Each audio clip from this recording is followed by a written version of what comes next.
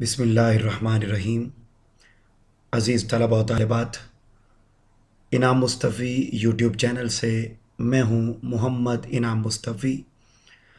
आज के लेक्चर में हम इंतहाई इख्तिसार के साथ सबक है उर्दू की फ़र्स्ट ईयर का अदीब की इज़्ज़त, इस सबक का ख़ुलासा जानने की कोशिश करेंगे। याद रहे कि ख़ुलासा किसी भी सबक का एक तिहाई हुआ करता है। जो आपकी इम्तिहानी जो शीट होती है उसका 1.5 से 2 सफ़हात बनते हैं।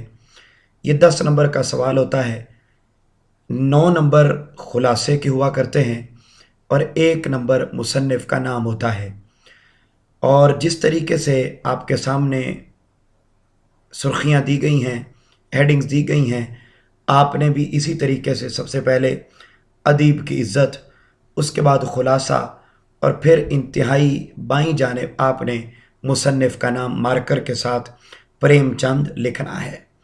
जब आप ये लिख लेंगे तो उसके बाद आपने एक ही पैराग्राफ के अंदर पूरा ख़ुलासा लिखना होता है, ना कि ख़ुलासे के कई पैराग्राफ बनाए जाएं। एक ही पैराग्राफ के अंदर तसलसल के साथ लिखा जाता है। इसका ख़ुलासा जो इस पूरे सबक का एक तिहाई बनता है आपके सामने मौजूद है। मैं आपके सामने इसको पढ़ भी देता हूँ, आप इसको अपने रजिस्टर पर नोट कर लीजिए। किसी किस्म का कोई सवाल हो, कोई बात हो तो वो आप इसी लेक्चर के कमेंट सेक्शन में जाकर मुझसे पूछ सकते हैं। इंशाअल्लाह अज़ीज़ आपके सवालों के जवाब भी आपको दिए जाएंगे। ख़ुलासा कैसा लगा, अपने ख़यालात का इजहार भी ज़रूर लेक्चर को लिखने और मुकम्मल सुनने के बाद ज़रूर कीजिएगा। आइए देखते हैं कि इस सबक का ख़ुलासा क्या है। कहते हैं, सुबह के वक्त हज़रत कमर ने 20 दफ़ा उबाली हुई चाय का प्याला तैयार किया और बग़ैर चीनी और दूध के पी गए। यही उनका नाश्ता था। दूध और चीनी उनके नज़दीक ज़रूरियात ज़िंदगी में न थी। घर गए कि बीवी को जगा कर पैसे लें, मगर उसे फटे पुराने लिहाफ में सोते देखकर जगाना मुनासिब न समझा। चाय पीने के बाद वो लिखने में मसरूफ़ हो गए और वो ऐसी किताब लिखने में मसरूफ़ हो गए जिसके बारे में उनका ख़याल था कि उसके लिखने के बाद वो शोहरत की बुलंदियों को जा पहुँचेंगे। कमर साहब को बचपन से ही लिखने का मरज़ लायक हो गया था और वो 20 साल से इस मरज़ को पाले हुए थे, यानी लिखने के मर्ज़ को पाले हुए थे। ये बात आप जानते हैं कि सबक जब आपने इसका पढ़ा तो उसमें ऑलरेडी आप ये बातें पढ़ चुके हैं कि ये एक अदीब की कहानी है और वो किस कदर अपने काम के साथ दिलचस्पी रखते हैं और फिर उनके ख़यालात क्या होते हैं और वो किस तरह रईस की दावत, ये सारी तफसीलात तो आप सबक में पढ़ चुके हैं। मैं उन तफसीलात में जाए बग़ैर सिर्फ आपके सामने टू दी पॉइंट ख़ुलासा रख रहा हूँ, तो लिहाजा इस ख़ुलासे को सुन लीजिए, इसको नोट कर लीजिए ताकि आपके लिए इसको याद करना और बोर्ड में लिखना बहुत आसान हो और ये याद भी रहे कि इम्तिहानी नुक्ता नज़र से ये ख़ुलासा बहुत अहम है। कहते हैं कि 20 साल से इस मरज़ को वो पाले हुए थे। उनकी तबीयत में ऐसी बेनियाज़ी थी जो अदीबों का जो मिजाज है या जो अदीबों के मिजाज का ख़ासा होती है, यानी बेनियाज़ी कहते हैं किसी चीज़ की परवाह ना करना, तो वही जो बेनियाज़ी है वो उनकी तबीयत का ख़ासा थी। तो वो कहते हैं कि उनकी तबीयत में ऐसी बेनियाज़ी थी जो अदीबों के मिजाज का ख़ासा होती है, इसलिए उन्होंने रोज़ी कमाने का कोई और ज़रिया भी तलाश न किया। वो हर वक्त लिखने में मसरूफ़ रहते। ज़रूरियात ज़िंदगी कम होकर ज़ुहद की हदूद को भी पार कर गई थी। उनकी बीवी सकीना मुआशी तबाहली के बावजूद हमेशा उनकी दिलजोई करती। सकीना का दिलजोई करने का अमल ही उनकी ज़िंदगी का सबसे बड़ा सुख था। अपने नसीबों को रोना तो दूर, उसने कभी मसाइल के बायस अपने माथे पर बल भी न आने दिया। सकीना कमर को सुबह की सैर का मशवरा देती, मगर हज़रत कमर सैर को वक्त का ज़िया तसव्वुर करते और सकीना को बताते कि ये अमीरों का काम है और उन्हें ही ज़िंदा रहने की ख्वाहिश है, میں نے زندہ رہ کے کیا کرنا ہے؟ سکینہ ایسی باتیں سن کر دل میں کہتی کہ ایک دن حضرت قمر ضرور کامیاب ہوں گے، لیکن قمر صاحب یاس کی حد تک جا پہنچے تھے، یعنی وہ مکمل نا امید ہو چکے تھے کہ بس میرا کام لکھنا ہے، میں لکھتے لکھتے مر جاؤں گا، ساری زندگی ادب کو دے دی ہے، ساری زندگی لکھنے میں گزار دی ہے، آج کے دن تک مجھے کوئی فائدہ نہیں ہو سکا معاشی طور پر، تو آئندہ آنے والے دنوں میں بھی ہونے والا نہیں، لہٰذا سکینہ تو کہتی کہ کامیابی ہوگی اور یہ نامور ہوں گے، لیکن وہ یاس کی حد تک جا پہنچے تھے۔ ایک روز شہر کے رئیس نے اپنے ہاں ایک تقریب میں قمر صاحب کو مدعو کیا، جس پر وہ اس قدر خوش ہوئے کہ پھولے نہ سماتے تھے۔ سارا دن اسی خیال میں گم رہے کہ راجہ صاحب ان کا استقبال کس طرح کریں گے، لوگوں کو ان سے کس طرح متعارف کروائیں گے۔ تقریب میں شرکت کے لیے انہوں نے ایک نظم بھی تیار کی، جس میں انہوں نے اپنی طبیعت کے خلاف زندگی کو ایک باغ سے تشبیہ دی تاکہ رئیسوں کے جذبات کو کسی طرح بھی ٹھیس نہ پہنچے، یعنی ان کی طبیعت یہ تھی کہ وہ ہمیشہ امیروں کے خلاف لکھتے تھے، لیکن جب رئیس صاحب نے ان کو دعوت دے دی آنے کی تو آج انہوں نے بالکل اپنی طبیعت کے خلاف ایسی نظم لکھی کہ جس میں انہوں نے زندگی کو ایک باغ سے تشبیہ دی تاکہ رئیسوں کے جذبات کو کسی طرح بھی ٹھیس نہ پہنچے۔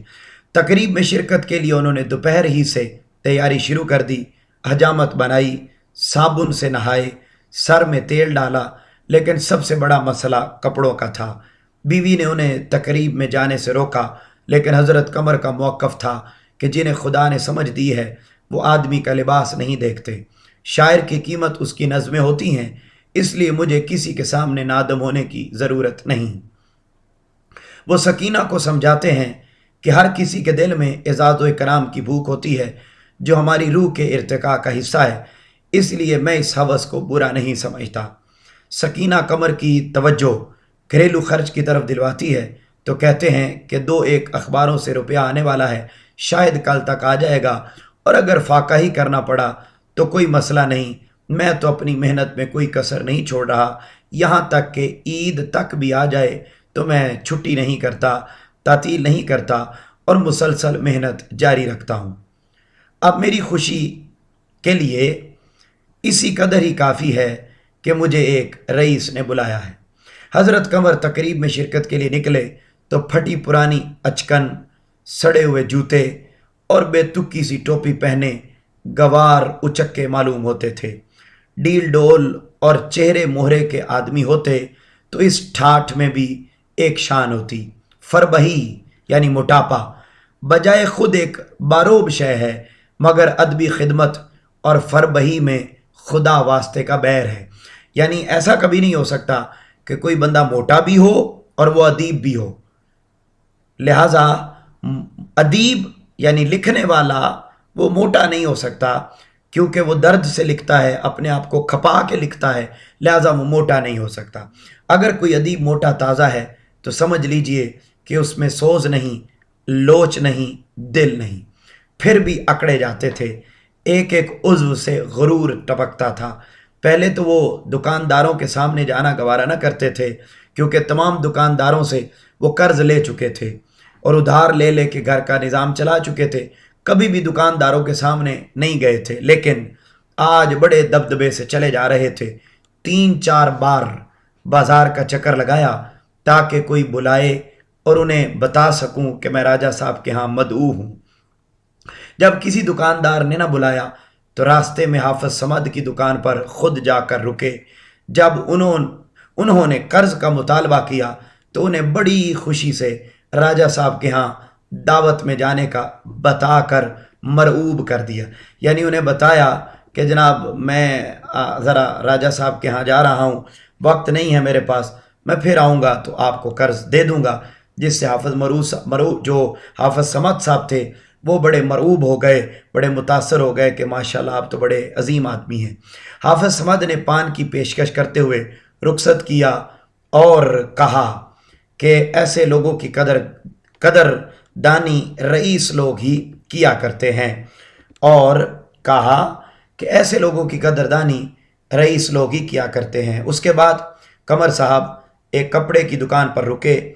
یہاں بھی ان کے ذمے قرض کی رقم تھی جس کا حساب کتاب ہونے لگا۔ قمر صاحب اگرچہ اس قسم کے تقاضوں سے گھبراتے تھے، لیکن یعنی ہمیشہ اس قسم کے جو تقاضے تھے کہ کوئی ان سے پوچھے کہ آپ پیسے دیں، آپ کی طرف پیسے، ہمیشہ گھبراتے تھے، لیکن آج انہوں نے آہنی خود پہن لیا تھا، لوہے کا لباس، کہ یعنی آج جو کوئی مرضی پوچھے اس کو ایک ہی جواب دینا ہے کہ میں تو رئیس صاحب کے ہاں مہمان ہوں اور ادھر جا رہا ہوں۔ کہنے لگے ذرا راجہ صاحب کی طرف سے ہو آؤں تو یہ حساب بھی دیکھ لوں گا۔ یہ انہوں نے ان کو جواب دیا کہ راجہ صاحب کی طرف سے ہو آؤں تو یہ حساب بھی دیکھ لوں گا۔ دکاندار نے قمر کو پان کی پیشکش کی اور راجہ کے جو منشی تھے ان کو پیشکش کی اور راجہ کے منشی سے حساب ختم کرنے کی سفارش کی۔ حضرت قمر تقریب میں شرکت کے لیے راجہ صاحب کے بنگلے پر پہنچے تو چراغ جل چکے تھے۔ بنگلے کے باہر بڑی بڑی موٹریں کھڑی تھیں۔ مہمانوں کا استقبال کرنے والے نے حضرت قمر صاحب سے دعوتی کارڈ طلب کیا، جس پر قمر صاحب سخت ناراض ہو گئے اور اپنی توہین سمجھتے ہوئے دروازے سے ہی واپس لوٹ جانے کا فیصلہ کر لیا۔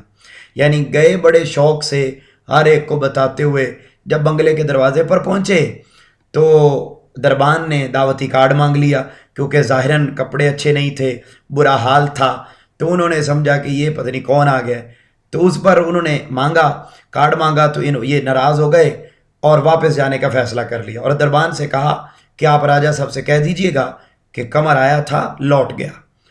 اس پر انہی صاحب نے محبت بھرے جملے بول کر ان کو اندر بھیج دیا۔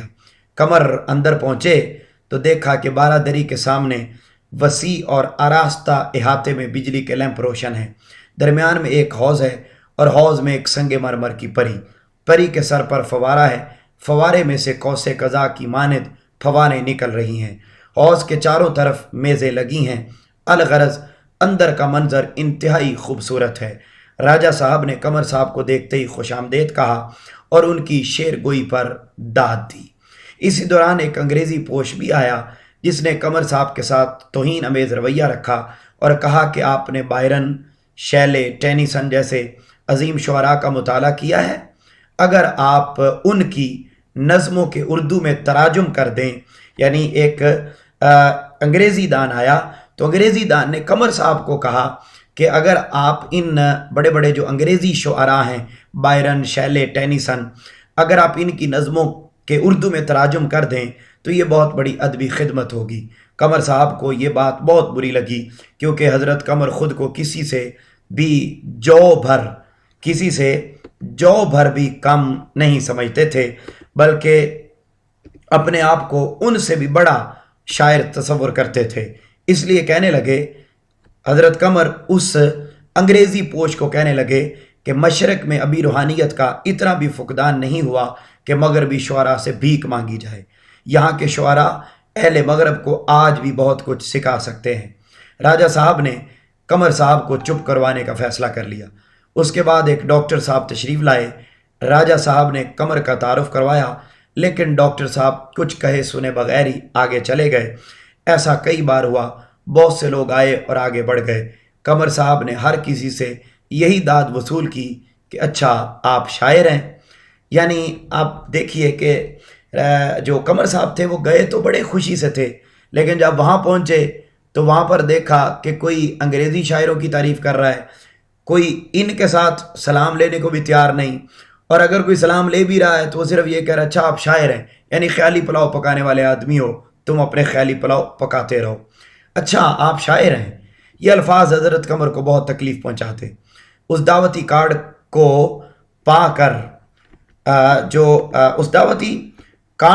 کر وہ خوشی میں پھولے نہ سماتے تھے، لیکن وہاں جا کر انہیں اس بات کا احساس ہوا کہ وہ اس مطلب پرست دنیا میں کسی کے کام نہیں آ سکتے۔ جب وہ ڈاکٹر، وکیل، حکیم وغیرہ کی فیس دینے سے قاصر ہیں تو کوئی ان کی طرف کیوں توجہ کرے؟ یکا یک لوگوں میں ہلچل مچ گئی۔ آج کا جلسہ جن صاحب کے اعزاز میں تھا وہ یورپ سے کوئی بڑی ڈگری لے کر آئے تھے۔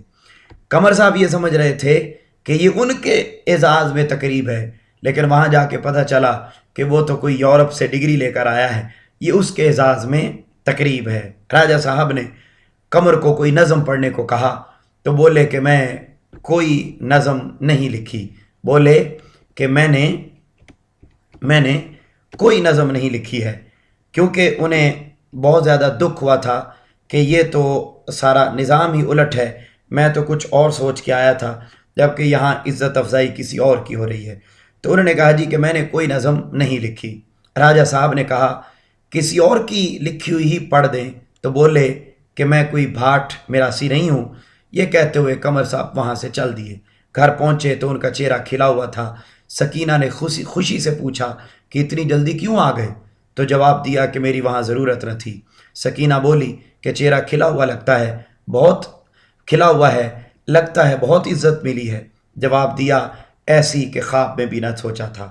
آج مجھے سبق مل گیا ہے کہ میں ایک چراغ ہوں، جبکہ چراغ کا کام محض جلنا ہے۔ میرا یہ جھونپڑا ہی میرے لیے جنت ہے۔ میں نے آج سمجھ لیا ہے کہ ادبی خدمت پوری عبادت ہے۔ عزیز طلبہ و طالبات، یہ خلاصہ میں نے آپ کے سامنے انتہائی سلو انداز میں پڑھا ہے تاکہ آپ کو اس کے لکھنے میں مشکل نہ آئے۔ آپ اس کو ویڈیو کو روک روک کر بھی لکھ سکتے ہیں۔ اپنے خیالات کا اظہار ضرور کیجئے۔ میں سبق کی تفصیلات میں نہیں گیا، یہ جب میں سبق کا لیکچر دوں گا تو آپ اس میں پھر اس کی تفصیلات اور سمجھ سکیں گے۔ ابھی صرف ٹو دی پوائنٹ خلاصہ لکھا ہوا ہے، آپ اس کو سنیے، اس کو لکھیے اور کمنٹ سیکشن میں اپنے خیالات کا اظہار ضرور کیجئے۔ جن طلباء و طالبات نے چینل کو سبسکرائب نہیں کیا وہ سبسکرائب بھی ضرور کر لیجئے تاکہ آنے والے دنوں میں آپ کو اسی طرح کی ویڈیوز ملتے رہیں۔ اپنے گھر والوں کا بہت زیادہ خیال رکھیے گا۔ اللہ حافظ۔